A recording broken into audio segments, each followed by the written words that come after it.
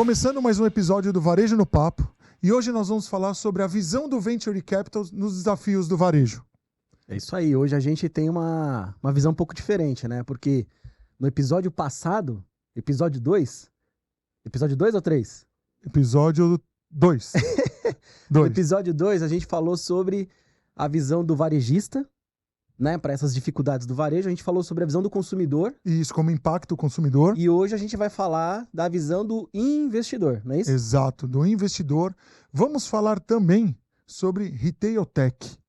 Termo O que bonito. é o Retail Tech? Termo bonito, né? Uma terminologia bonita, né? Chique. Vamos ver o que é. Então a gente vai falar sobre a visão do investidor para esse cenário de um varejo um pouco mais difícil nesses últimos tempos. Exato. A gente vai falar um pouco também sobre o que está rolando no mundo, né, em termos de tecnologia para varejo. A gente vai falar um pouco do que o nosso convidado especial de hoje viu na feira, na maior feira de varejo do mundo, que acontece todo ano, Em Nova janeiro, em Nova York, NRF, nesse ano de 2024. Boa. O que foi visto lá, o que foi falado. O que ele vai trazer de insights valiosos aí pra gente? É isso aí. Aí a gente vai chamar aqui o nosso amigo Ilmo Caldas, sócio na High Partners, que é um Venture Capital, fundo de investimento, né? Venture Capital, fundo de investimento de risco.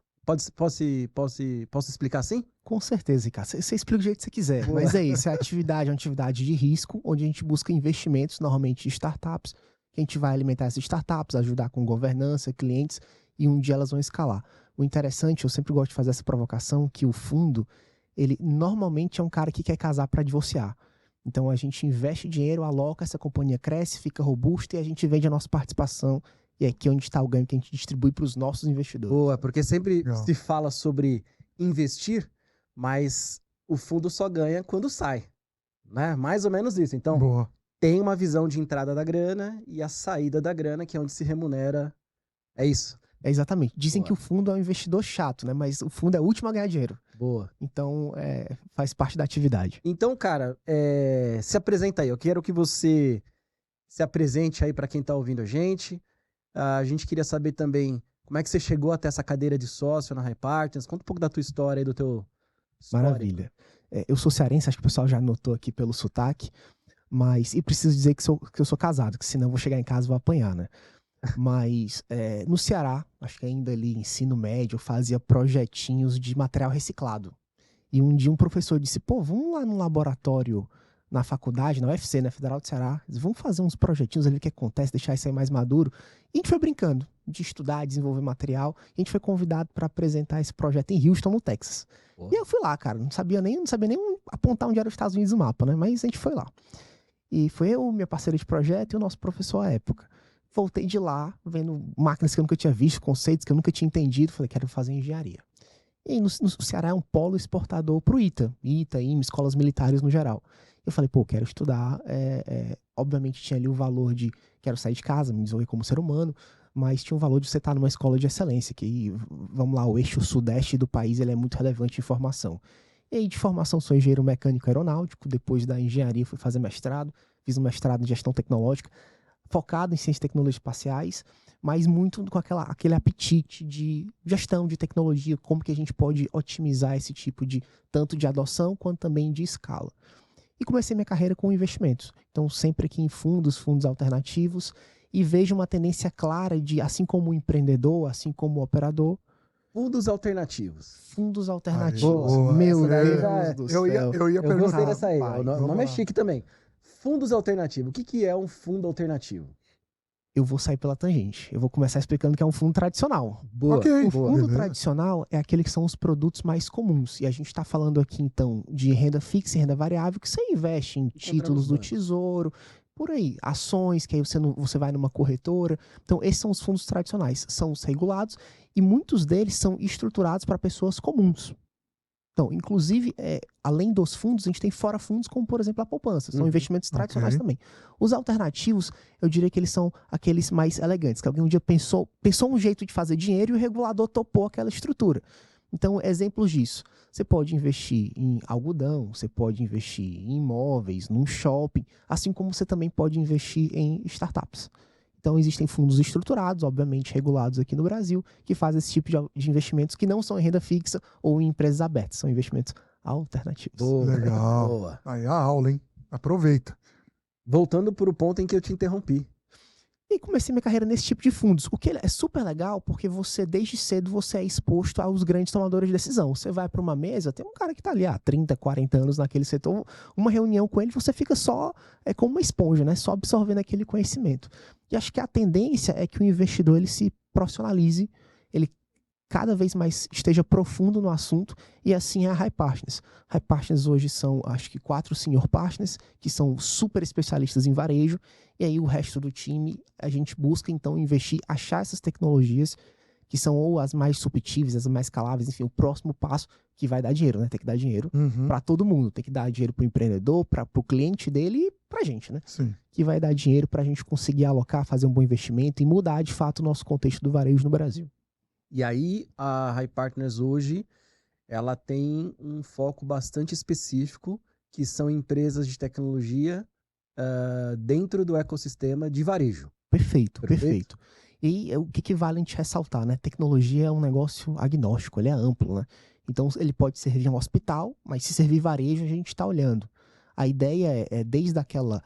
Da parte da ponta ali da venda, então, se ele poderia ser um e-commerce da vida, a gente olhar alguma tecnologia para o e-commerce, mas poderia ser uma estrutura de RH, como que eu faço uma gestão de trabalho dos meus funcionários, como que eu encaixo o meu pico com os colaboradores que eu preciso ter. Poderia ser uma fintech para, por exemplo, destravar o teu Pix ou num processo de compra, destravar o capital de giro.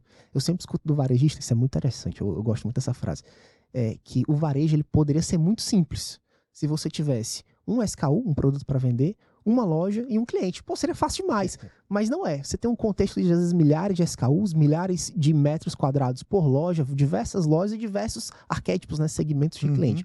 Então você precisa de tecnologia para você fazer uma atividade que é sobre-humana. E isso é indiscutível. Essa foi boa mesmo, hein? Foi. Essa daí eu não vou esquecer, eu vou usar essa daí. Boa, fica à Vou vontade. copiar. Bem bacana. E aí, vamos lá. Só finalizando, você foi para essa parte de... Quando você voltou lá do Texas, de Houston, foi fazer as universidades, mas como chegou na High Partners? Boa, excelente ponto. Então, depois da minha faculdade, eu fui fazer pesquisa. Então, comecei fazendo meu mestrado em gestão tecnológica, ciências e tecnologias espaciais. E aí, tive a oportunidade de ir para um fundo, que foi super bacana. Cheguei num fundo chamado GP Investimentos, que foi uma das grandes casas ali dos anos 2000, 2010, até ali antes da crise ali que a gente teve no governo 13 e 14. E falei, pô, super legal. Aprendi muito, mas tomava tapa na cara todo dia. Porque não sabia mexer no Excel, no PPT. Era um cara que eu não mexia no Excel, eu programava. Ricardo, cara, vou te contar. Me dá uma modelagem, como que vai crescer isso? Para mim, já puxava código aqui no MATLAB, que é um software de engenharia, né? Eu fui aprender que o mercado usa Excel. Então, passei um tempo numa consultoria. Acho que eu me desenvolvi em muitas habilidades, desde comunicação, porque eu era engenheiro, mas habilidade hard, né? Excel, modelagem, um pouco de finanças. E aí disse, vou voltar para fundo. Que acho que tem uma combinação legal de tomar o risco. Ou seja, de fato, coloquei ali não só os meus recursos pecuniários, dinheiro, mas também o meu tempo, que você precisa ir lá na companhia, dar um apoio.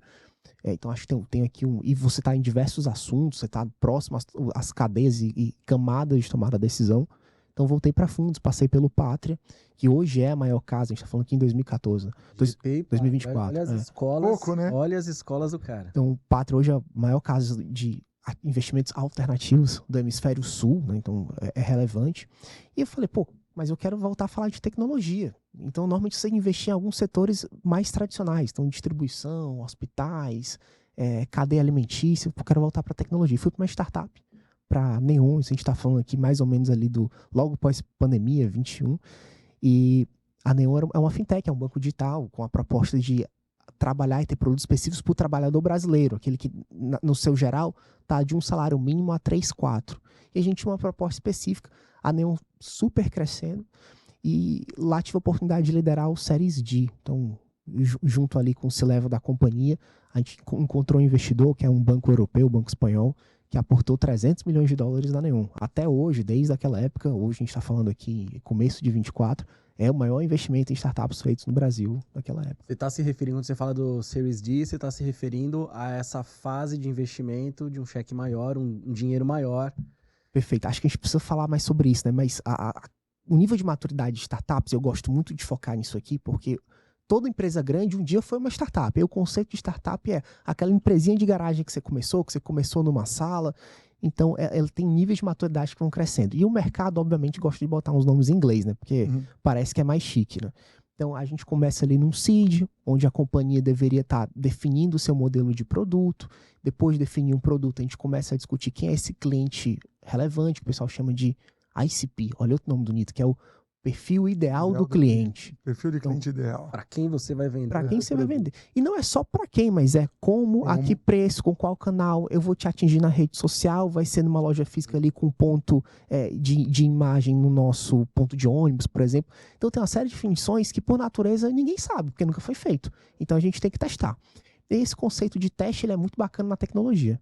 A gente vai entendendo a cada ano, a cada nível de maturidade, a cada próxima rodada de investimento que ele vai precisar para tomar o investimento, tem um perfil de investidores para isso, que estão acostumados com esse risco. Legal, legal. Bom, eu queria já puxar aqui para um ponto. No último episódio, a gente falou bastante sobre o cenário mais recente que o nosso varejo está vivendo, né? Principalmente físico, varejo físico. Pois é, a gente tem visto grandes redes aí nos noticiários, né, em dificuldade, N tipo de dificuldades, desde empresas encolhendo até empresas quebrando. Então a gente tem um cenário um tanto difícil no varejo e vocês hoje estão posicionados fazendo investimentos, aporte em empresas de tecnologia que servem exatamente essas companhias que, então, nesse cenário mais recente, estão se mostrando em algum grau de dificuldade, né? Ou pelo menos esse é o entendimento macro da coisa. A pergunta que eu queria fazer é o seguinte: como é que vocês hoje enxergam o cenário do varejo? Porque se a gente está falando que o segmento está em dificuldade, você aportar dinheiro em algo que está em dificuldade, me parece que representa um risco ainda maior. Exato. Como que vocês fazem a leitura do momento? Se vocês enxergam um ciclo? Como que vocês enxergam o risco atual? Qual é a visão? Ou vocês enxergam alguma coisa que ninguém está enxergando. Né? Porque é o seguinte, eu, humilde, mero mortal, eu não vou pôr meu dinheiro, meu rico dinheirinho, num setor que a gente está apresentando diversas dificuldades. Aí vem uns investidores que vivem disso, ou estão navegando nisso muito tranquilamente e aportam dinheiros de verdade. Cara, eu vou até falar assim, é meio óbvio dizer que você deve estar aproveitando para comprar, isso aí é meio que universal. Sim. Em momentos onde todo mundo está vendendo. Exato. Você quer comprar um carro? Quando todo mundo estiver vendendo o carro e ninguém quer, você vai comprar a preços mais baratos, né? Só que, cara, executar isso na vida real não cara... E assim como ele falou, né? O varejo, se fosse uma SKU, né? Um produto com uma loja, com um cliente, tudo bem. E nesse mercado tão complexo que é o varejo. E aí? Como é que tá lidando com isso? Qual que é o olhar do investidor? Eu vou te contar, Rodrigo, que a gente recebe essa pergunta sempre. Sempre, sempre, sempre. E tem uma curiosidade que a gente está misturando aqui um pouco de finanças e de comportamento. E algum russo lá chamou isso de finanças comportamentais. Tem uma coisa interessante que na sua vida eu suponho que é verdade. Você foi lá e perdeu um ente querido num acidente de avião. Pô, o avião é perigosíssimo. A mesma coisa pode acontecer com a moto. Cara, moto não dá. Ou pior, você foi lá e perdeu dinheiro na bolsa. Você vai dizer para seus filhos, não investe na bolsa que é perigosíssimo. Isso se chama viés de ancoragem. Você recebe uma notícia, você vê alguma coisa e diz, é uma droga, tá falindo, tá destruído. Já vi isso antes. Assim, e vamos lá, né? Eu tenho 20, 30 anos de experiência, eu tenho 60 anos de idade. Eu gosto de dizer que, ainda bem que você viu diversas coisas, mas rentabilidade passada não é sinônimo de rentabilidade futura. Então você viu, mas não significa que vai acontecer de novo. Então a gente tem que ter uma preocupação em desmistificar que alguns casos estão destruindo o setor. E aí, como engenheirão aqui, vou pedir minha liberdade poética de botar uns números. Boa. Pode ser? Pode ser? Por favor. Fechou. Então vamos lá. Eu sei que o Ricardo gosta, então vou dar uma provocada aqui. Mas hoje o varejo é o segundo maior setor da economia. Só perde para o agronegócio. E como o Brasil é pulmão do mundo e serve o mundo, e o agronegócio rampa de uma forma maravilhosa, eu fico até feliz que a gente perde.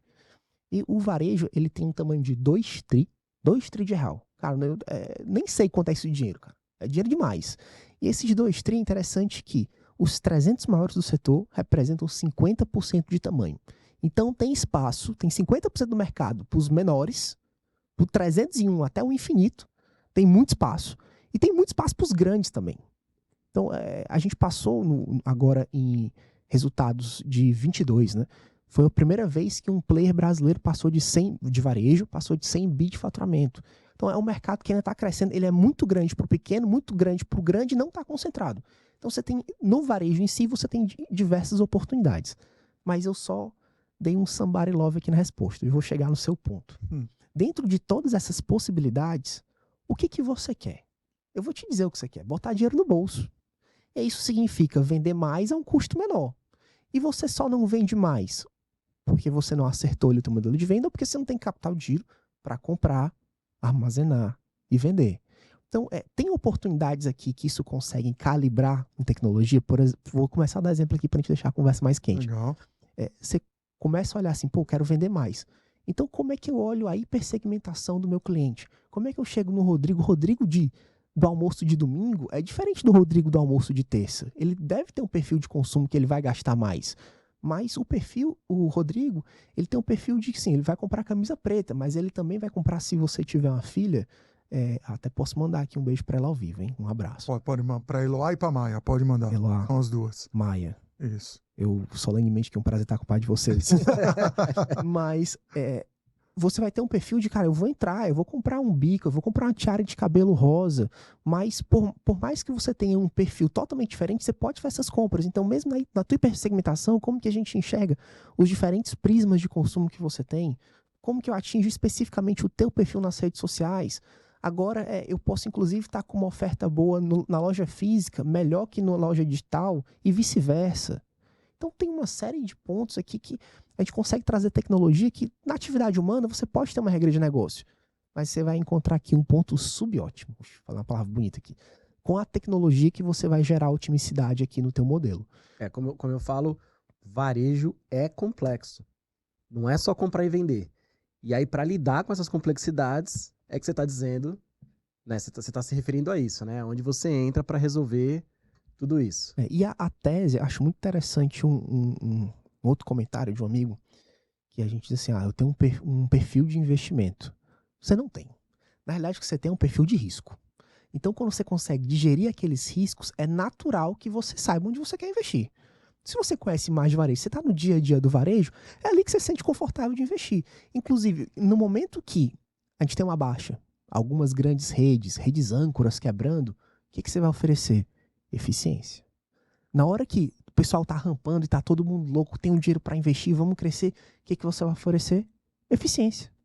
E quem dá essa eficiência, otimização, vamos tentar aqui usar os dois termos de uma maneira conjunta, né? Mas na prática, isso quem te dá é a tecnologia.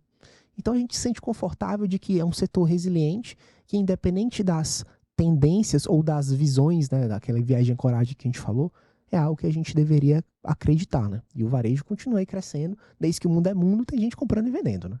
Isso não vai mudar. Isso não vai mudar. Eu concordo com essa visão. Tô com vocês nessa.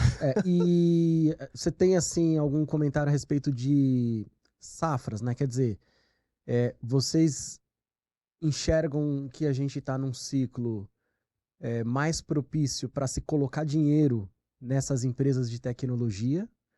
Ou a gente está no momento de desinvestir das empresas onde vocês já estão dentro, já colocaram dinheiro? Como que é isso? Aqui pensando numa ótica de investidor, eu entendo que é o momento de você alocar capital, de você plantar a sementinha e trabalhar para regar. Quando você olha aqui um passado, e não tão distante, a gente tem um momento fúnebre da história da sociedade humana, mundial, global, que foi a pandemia. Infelizmente, foi um momento muito difícil, perdemos alguns entes queridos, e a gente começou ali a entender uma curva de digitalização muito acelerada.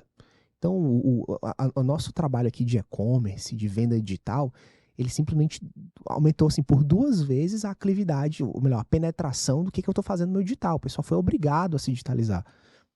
E aí vem alguns fatores, né? Então, em 22, você parece que a pandemia vai melhorar, você tenta controlar a pandemia, E aí o que acontece na economia? Você vai lá e tem a crise da oferta, né, cara? Eu não consigo mais comprar porque não tem. Não tem. E beleza. Vamos dar um jeito. Consequência disso, quem tem dinheiro compra mais caro. 23 a gente viveu um ano de inflação, que inclusive a gente ainda tá colhendo frutos hoje, mas em 23 aconteceu uma outra coisa interessante. Aí parando de falar de finanças, falando das nossas vidas. A gente teve algumas variantes que a gente aprendeu a lidar com novas variantes, inclusive hoje as vacinas aí é para gripe, para covid, para tudo mais. Mas você tem uma decisão difícil. Volto pro trabalho presencial, não é híbrido, o que eu faço? Tem gente que gostou, tem gente que deu certo ou não. E com esse encarecimento do crédito, que é a inflação, né? Você compra as coisas cada vez mais caras, o varejo ele não consegue mais comprar, estocar e vender. Ele precisa comprar e, se Deus quiser, já vender. Ou vender antes de comprar, o que antes era impensável. Você tinha que ter um centro, onde você abriu, mostrava uma loja para alguém, olha aqui minha quantidade de estoque, pá, que maravilha. Hoje não. Hoje onde está o dinheiro? Está no teu cliente. Olha a quantidade, a qualidade da minha base de clientes. E aqui que é onde a gente deveria monetizar, né? Mas a gente passa um ano de 23 difícil. E aí o pessoal começa a chamar isso de back to basics, né? Olha que palavra bonita, né? Vamos voltar ao básico, que é servir o teu cliente, mas numa qualidade melhor, porque você na pandemia você aprendeu a trabalhar com o digital, você entendeu o perfil dele em todos os lugares. Então a gente voltou a trabalhar nisso. Mas, obviamente, temos dificuldades ali de cadastro, clientes, de cadastro de clientes, produtos, fornecedores, que a gente não conseguiu ainda acertar isso no melhor ponto possível. E a gente entrou em 24. Que aí eu ouso dizer, e se Deus quiser vai ser assim, que a gente está finalmente vivendo o pós-pandemia. Ninguém mais lembra da máscara, ou se for lembrar, não, eu tô doente, eu vou colocar a máscara. E em 24, depois de anos de inflação, de programas que tentam fornecer à população as mínimas condições de vida que elas precisavam na pandemia, e principalmente no cenário mundial de guerra e instabilidade política, os governos no geral, não só o brasileiro, independente de quem está no poder, tem uma tendência de ter uma política monetária mais restritiva. Ou seja, eu te ofereço menos condições para você, empreendedor, varejista ou qualquer que seja. Eu vou te oferecer menos. Por quê? Porque eu preciso me segurar, senão eu também vou quebrar. Uhum. E aí esse é o momento que todo mundo diz assim, opa, naturalmente eu vou precisar buscar dinheiro em algum lugar. Se antes eu queria 10, eu vou fazer com 5, porque tá mais difícil. Se antes eu achava que valia 100, eu topo vender uma participação do meu negócio por menos. E a gente começa a encontrar aqui um modelo de assim, olha, agora as companhias estão no momento para eu comprar. E esse ciclo econômico que está melhorando de 23 para cá, ainda deve ser hard, né? Deve ser difícil em 24. Então eu acredito que a gente vai ter aqui 24, final de 23 foi bom de alocação, 24 deve ser também, e 25, espero que continue sendo, mas acho que 25, 26 a gente já tem aqui o momento de começar a querer colher essa safra, né? E a gente falou isso no outro episódio, à medida que também os juros vão reduzindo, o dinheiro tende a ir migrando para ativos de maior risco, assim como o investimento em companhias. Não é isso? Faz sentido. Com toda certeza. Eu até diria que aqui a nossa classe de investimento, classe de ativos, ela não é para todo mundo. Você precisa ter muito cuidado onde você vai alocar esse tipo de capital, porque é de risco. Pode dar tudo dar certo, eu posso fazer 10 vezes seu dinheiro em 5 anos, como eu posso perder tudo. Então, é óbvio que tem aqui um cuidado na alocação, um estudo para você encontrar teses resilientes, que não tem risco preeminente baseado num único pilar, para você não tomar rasteira. Mas, de qualquer maneira, temos que ter cuidado, temos que alocar aqui até, acho que tem uma responsabilidade aqui diante dos nossos reguladores, né, de avisar. Cuidado com seus investimentos, faça uma alocação inteligente, né? Eu preciso de dinheiro para 30 dias, então tem um percentual do meu dinheiro aqui, depois o de longo prazo eu consigo colocar num negócio um pouco mais de risco, ou não. A gente tem que ter um pouco de cuidado disso, com toda certeza aí, cara. Eu gostei disso. Eu sou uma pessoa, a gente já conversou sobre isso, eu não sou tão entendido de investimentos e tal. Mas você falou uma frase agora que me chamou a atenção, e eu acho que quem não conhece tanto de investimento deve ter ficado um pouquinho mais... Deu um calorzinho no coração, que é a preocupação de falar, cara, tome cuidado com o seu investimento. Ouvir um cara de venture capital que quer botar dinheiro, captar dinheiro, fala, toma cuidado, se você precisa aqui, vamos por lá. Eu acho que isso pode trazer essa segurança que pessoas como eu, ou outras que estão nos ouvindo e assistindo, não teriam ir com as próprias pernas, por exemplo, entendeu? Esse cuidado eu acho extremamente importante, e na sua fala ficou muito claro isso para mim. Eu acho que... Mas se você for pensar, às vezes é horrível isso que eu vou te falar, né? Mas às vezes a gente é medido pela quantidade de dinheiro que a gente tem, ou de ativos, né? Ah, você tem 3 casas, 2 Ferraris, não sei o quê. Você é um cara bem sucedido, você é mais importante do que eu. Na realidade, todos nós temos 24 horas por dia. E a questão de tempo é onde a gente deveria ser medido. A nossa capacidade de alocar o nosso tempo e gerar valor com ele. Por isso que eu peço muito, pessoal, invista o seu dinheiro onde você aloca o seu tempo. Porque a sua vida é o seu tempo. E se sua vida está no varejo, invista com o varejo, obviamente um percentual para diversificar. Mas tenham cuidado com relação a isso. Um exemplo bom, eu até estou monopolizando a conversa, hein, pessoal, desculpa. Não, cara, você tá aqui para isso. Tô atento aqui, eu tô curioso. Um exemplo bom, se a gente for olhar Estados Unidos e Brasil. Estados Unidos e Brasil. A gente olha ali, 2022 abriu mais loja do que fechou. 2023 ainda não consolidou os números. Mas, de novo, a gente já é muito claro, porque o gap é muito grande, que 23 abriu mais loja do que fechou. E nos Estados Unidos eu tenho esse número claro na cabeça, que a diferença são as 4 mil lojas. Assim, abriu umas 6 mil e fechou umas duas. Isso foi um número do primeiro semestre de 23, né? Então vai fazer um ano. Mas, por quê? Cara, a gente não falou de... juros tá alto, inflação tá alta, tanto aqui quanto lá. Por quê? Porque agora o empreendedor, ele volta pro negócio, diz assim, eu vou de novo gastar meu tempo aqui. Ele percebe que ele consegue achar... Empreendedor é um negócio incrível, né? Aquele cara que é mordido pelo mosquito do empreendedorismo, eu admiro muito. Ele volta a colocar tempo no negócio assim, não, então eu vou fechar o que está sendo eficiente e eu vou fazer novas apostas. Eu entendi que isso aqui deu certo, eu vou alocar capital e isso aqui vai crescer. E o brasileiro é muito bom disso, né? O brasileiro é muito bom. Então, no Brasil, da mesma maneira, eu entendo que os pequenos que estão fechando, eles estão descobrindo um negócio chamado digital.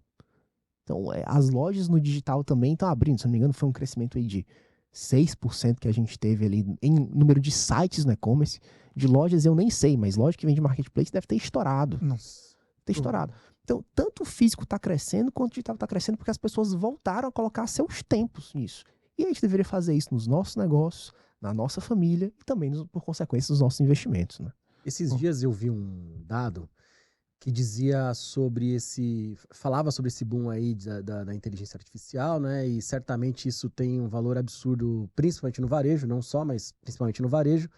E aí o dado da pesquisa, citava que dentre as empresas entrevistadas e grandes companhias, era mais ou menos assim, tipo, sei lá, 30%, 35% só estava aferindo retorno sobre o investimento em tecnologias baseadas em inteligência artificial. O que eu estou dizendo? Estou dizendo assim, a gente sabe que é o futuro, inteligência artificial, todo mundo está falando, está no noticiário, já não é uma coisa muito restrita aos super tecnológicos, né? Porque qualquer um hoje, você falar em inteligência artificial, IA, sabe, assim, já ouviu falar, né? Então, massa, mas efetivamente, botar dinheiro na tecnologia, falando do varejista que está investindo na tecnologia, botar dinheiro, contratar, colocar na operação e garantir que aquele investimento deu certo, melhorou, teve retorno e vai continuar usando, só ali 1/3 dos entrevistados disseram que, deu certo. Então, tem 2/3 que ainda estão em dúvida, estão tentando entender como é que o dinheiro volta. Que o dinheiro, tem um amigo que fala, é muito fácil no mundo de investimento, seja investimento, a tua grana no banco, seja em negócios, é muito fácil você definir a ida da grana. Difícil é definir como ele volta, né? Então o Carlos deve estar escutando a gente aí, Carlos Miranda aí, ó, copia a tua frase, essa é boa. Mas voltando para cá, como é que você está vendo isso, né? Esse monte de tecnologia que tem por aí, essa visão de que talvez ainda não seja tão simples botar para funcionar e gerar retorno efetivo na operação com a tecnologia. E aí eu vou aproveitar já para fazer um gancho com o que a gente está ouvindo por aí no mundo, e aí a gente pode também aterrissar na NRF, que é a maior feira de varejo, tecnologias para varejo, enfim, o varejo todo está de olho nessa feira, acontece todos os anos, não é? Tem algum gancho com a NRF esse tema que eu trouxe? Com certeza. E olha que nesse momento aqui do ano todo mundo tá falando disso, né? Até para contextualizar aqui, a NRF, ela acontece anualmente em Nova York, né? Que por sinal o cearense passa um frio por lá, mas NRF significa National Retail Federation, ou Federação Nacional Americana de Varejo. Então, de longe, o maior evento do mundo. Esse ano foram 40 mil pessoas. É um espaço lá, Ricardo, cara, loucura. O espaço lá é entre, já ouvi diversas fontes, mas entre 3 e 3 vezes e meia o tamanho aqui do nosso Expo Center Norte em São Paulo. Então é um espaço enorme, pessoas de todas as nacionalidades discutindo o que vai ser o próximo passo de varejo. E aí quando você vem num varejo que está machucado, é indiscutível que você foi apertado para comprar, você está sendo mais inteligente para vender, não está fácil a tua vida, você precisa ser mais sagaz. E todo mundo colocou as fichas numa santa que se chama inteligência artificial, né? O que eu percebi nessa, e vou linkando aqui com a tua primeira pergunta sobre retorno. É claro, é bem óbvio que aquela pessoa que foi para, vamos descobrir, entender e, portanto, tinha dinheiro para gastar, ela não sabe como que ela vai mensurar. Ela não tem ideia e não estava no objetivo do projeto. Mas aquela pessoa que colocou um objetivo de, eu vou colocar uma IA simples, com escopo bem definido, esse cara já está mensurando retorno. Ricardo, você entende muito mais que eu, mas deve ter uns 70 anos que existem esses estudos por aí, né? Perfeito. E acho que agora com a nossa capacidade computacional, tanto em hardware quanto em software, acho que a gente está colocando aqui com uma adoção maior desse tipo de tech, né? E eu já começo a ouvir alguns resultados, ninguém ali foi aquele cabo assim de eu fiz tanto com IA, mas sem dúvida é todo mundo tentando entender como que aterriza pro seu negócio. Eu posso soltar mais uma frase que o investidor nosso falou? Claro. Beleza, então um investidor nosso que fala assim, né? É bom querer que o cliente precise ir na sua loja, né? É bom que ele precise na sua loja. Ruim seria se ele fosse na loja, precisasse na loja concorrente. Mas ótimo é se ele quisesse na sua loja. A mesma coisa para IA. É muito bom que você tenha iniciativas de IA. É muito bom. Seria péssimo se você não tivesse. Mas o melhor seria se você tivesse e mensurasse esse resultado. Porque você não está colocando dinheiro loucamente, né? Senão o cara vai lá e compra mais estoque, abre mais um time, monta mais uma loja, faz alguma coisa que mude o ponteiro do teu resultado, né? E falando de NRF, ainda falando de IA, o que você pode trazer para a gente de adoção de IA propriamente dito, na prática, no varejo, de tendência para 24, 25, enfim? O que te chamou a atenção lá, de assim, na prática aplicada, qual a tecnologia e o que ela impacta para o varejista e para o consumidor? Cara, essa pergunta ela é muito boa. Eu vou te dar algumas ideias do que apareceram. Ótimo. Eu vou começar do mais para trás, do que o consumidor não enxerga, mas que impacta ele diretamente. Você normalmente tem um centro de distribuição ou a tua retaguarda de loja onde você coloca o teu estoque bagunçado. É difícil você manter aquilo, e tem times, e acha alguma coisa, e tem perda, seja ela porque o produto expirou, ou porque alguém furtou, né? O que a gente começa a enxergar agora, umas visões computacionais para você tanto identificar o teu produto no estoque, em outros lugares, quanto também para fazer a contagem deles, é sensacional. Como você reduz o teu time, ou põe um time mais eficiente, você sabe o que está acontecendo ali dentro. Outra coisa, a gente tem as empilhadeiras, os nossos carregadores, que é um passivo trabalhista para o empresário. O que está surgindo agora? Esses robôs autônomos. Antes, para você ter um robô desse, o que você fazia? Cara, tira tudo o teu CD, tira toda a tua estrutura metálica, vamos mapear onde vai ficar, vamos desenhar qual o caminho do robô. Agora não. Agora você deixa lá um robô rodando à noite, ele vai batendo a cabeça dele na parte de metal, ele entende, puta, agora eu mapeei sozinho um lugar. Isso eu vi lá, acho que uns 6, 7 companhias fazendo isso. Mas tem uma pessoa agora de manhã, e eu preciso levar esse pacote do começo do meu centro, da minha localidade, até o final. Ele define o caminho ótimo. Né? Esse ponto aí, cara, esse ponto é muito legal, porque eu vou fazer um parênteses aqui, né? A tecnologia, ao longo do tempo, ela começa mais ou menos assim, né? Você tinha que programar se isso faça aquilo. Então, você que constrói um software, uma tecnologia, você ensinava, digamos assim, uma programação que aquele robô, no caso, ou seja qualquer outra coisa, um processo, uma máquina, a automação em si, ela era muito restrita. né? Se isso, faça aquilo. Se isso, faça aquilo. Se aquilo outro não funciona, porque ela foi programada para se isso, faça aquilo. Então a tecnologia ela começou muito restrita desse modo, ela foi evoluindo e o que a gente está vendo hoje em dia, e aí chega no teu exemplo, é que a gente hoje está num patamar de tecnologia com toda essa parte de modelagem matemática, inteligência artificial, o chamado machine learning.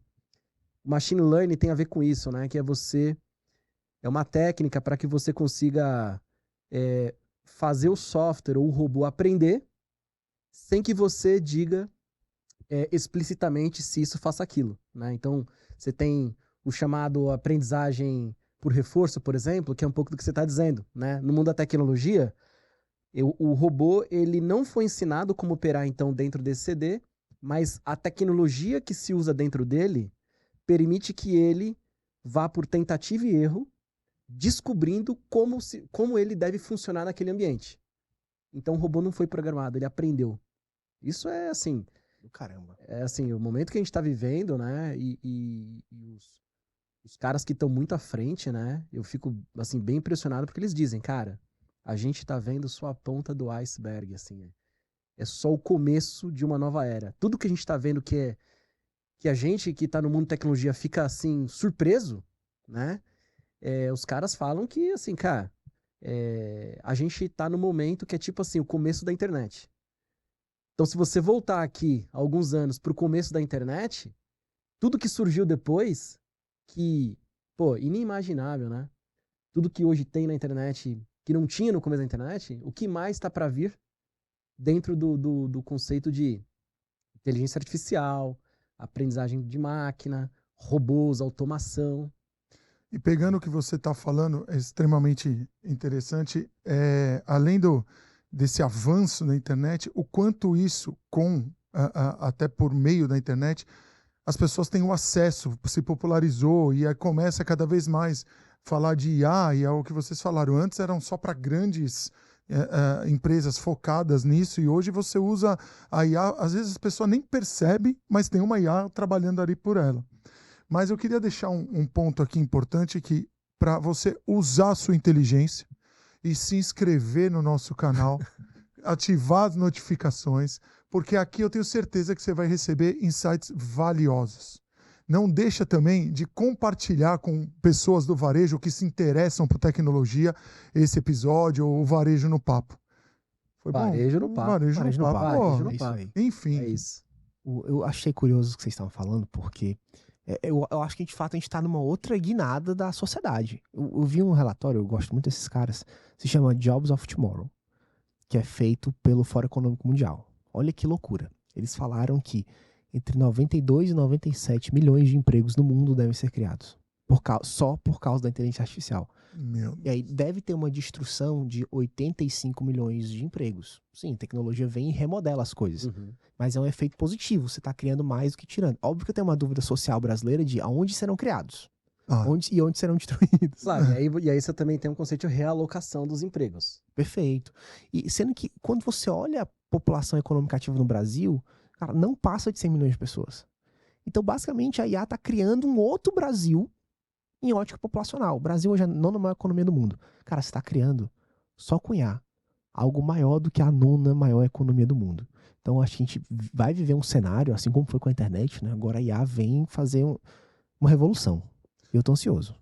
Você comentou das perspectivas para 24, que são boas, tal. Eu acredito que 24, 25 e tal. E tem uma frase que eu gosto muito, que eu acho que retrata bem isso.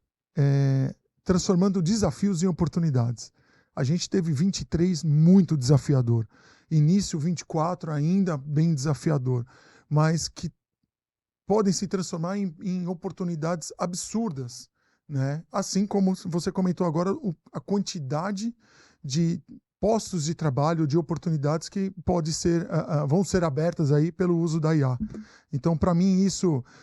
eu gosto muito dessa frase, porque acho que retrata muito o brasileiro no dia a dia, sabe? Cara, a gente é forjado no desafio, na porrada, e vai transformando. Você falou, eu gosto muito do empreendedor. O empreendedor ele tem as ideias e vai fazendo e tal. E eu acho que é isso. Você enxerga no desafio, transformar aquilo em oportunidade. E eu acho que é isso que o varejo, que a gente pode falar de assim, reinvenção e tal, está acontecendo agora. Né? De buscar novas oportunidades advindas desses desafios. Me diz uma coisa. A gente falou num episódio passado muito de loja física. Fechamento de loja física e tal. NRF. O que se falou de loja física? Porque a gente falou muito de e-commerce, de tecnologia. Loja física, o que você pode falar para a gente que viu lá? Acho que duas grandes coisas que a NRF falou, né? Primeiro, que loja física nunca vai sair do nosso convívio. Mas que a gente precisa transformar o objetivo dela. E acho que a NRF foi sobre isso, objetivo e cultura. Legal. De uso de IA e de tantos outros ferramentais que a gente tem no nosso varejo, né? Mas, exemplo clássico. A loja agora não é mais um ponto de venda, agora ela é um hub. Que negócio bonito, né? Você não vai simplesmente lá vender.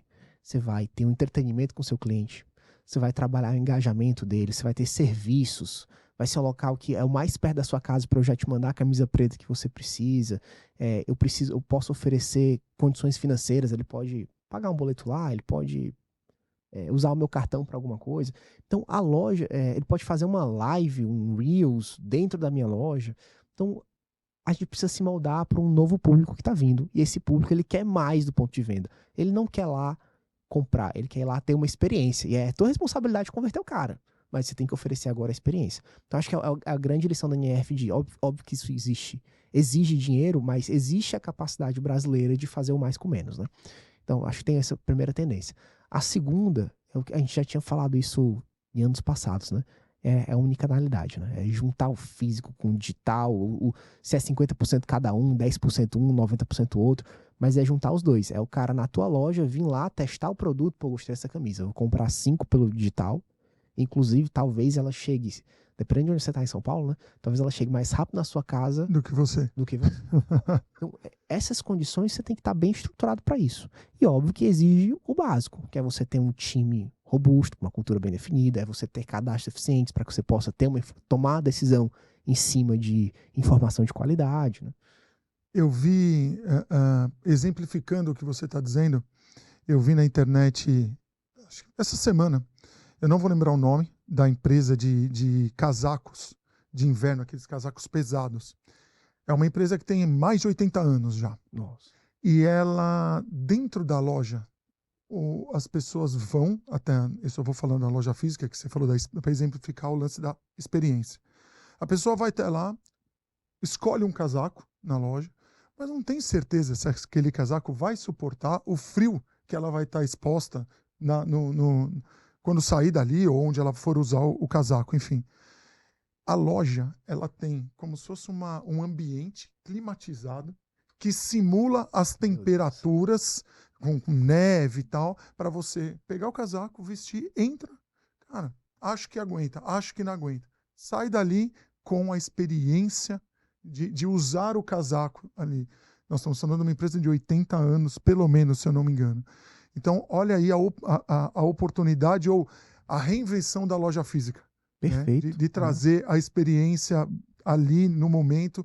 E aí, provavelmente, a conversão de casacos, de venda de casaco, é muito maior. Porque eu fui, experimentei, escolhi pelo meu gosto, pelo que eu achava, experimentei, suporta aquele frio, eu saio dali com a experiência 100%, né, assim, realizado ali. Então, eu acho que estou com você nessa de que a loja física não vai deixar de existir. Eu sempre acreditei nisso, na junção das duas coisas. Acho que tecnologia é fundamental, execução, execução parece uma coisa óbvia, mas assim, vou até dar um exemplo dessa semana. A minha mãe ela recebeu a fatura de um cartão de uma loja de varejo. É um exemplo ruim, eu não vou nem dizer qual é o nome da loja, mas ela recebeu a fatura e ela precisava fazer o pagamento, mas não tem o código de barras. Então, não é igual daquela de cartão, tipo, de banco, né? Que vem a fatura mais o código. O código. E aí tinha que pagar. E aí ela, preocupada que tinha que ir até a loja. E aí eu falei, cara, não precisa. Hoje, assim, por que você não resolve pela internet, né, cara? Aí, olha só, entramos no site. Aí no site, não achava o cadastro dela. Até aí, beleza. Aí tentou se cadastrar, aí falou que o CPF já tava. Então tentou entrar, tentou recuperar, não deu. Aí tinha lá, fale com, aí tipo atendimento online, né? Aí remeteu para um WhatsApp, aí um chatbot, né? Um atendimento robotizado lá. Provavelmente, né, vão dizer assim, pô, nós já utilizamos atendimento com inteligência artificial, tal, que substitui os atendentes, beleza. Aí você chega lá, ela entendeu rapidinho que era fatura, cobrança, tal, e aí a gente pediu pelo WhatsApp ali o código de barras para pagamento da fatura. Aí a resposta foi, ligue no número tal. Aí eu já fiquei meio bravo. Pô, né? Eu te entendo. Aí ligamos na central. Aí, assim, na central eu já tava meio bravo, mas aí foi legal, porque pediu pra dizer acho que era o CPF, alguma coisa assim.